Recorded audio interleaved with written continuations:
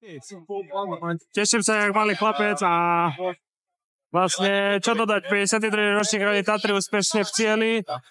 Prvé miesto v dvojkolkách, prvé miesto v triede, 8. miesto absolútne. Rýchlostky sa nám páčili, niektoré zatačky boli dosť zakerné, boli vyhádzané, ale tešíme sa z toho, že sme v cieli. Dá sa povedať bez zničeného vozidla a neviem, čo viac dodať, proste tešíme sa strašne z toho, že sme došli.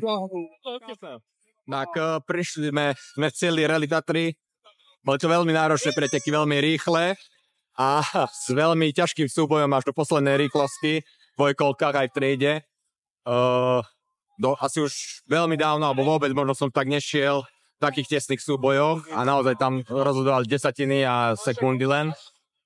No nakoniec posledná rýchlostka, stala sa tam havária, takže pridelili náhradné časy a ostalo poradie z predposlednej rýchlostky. Takže podarilo sa nám druhý v triede, druhý v dvojkolkách. Takže myslím si, že spokojnosť. Sme celým autom, nepoškodení, takže ďakujem.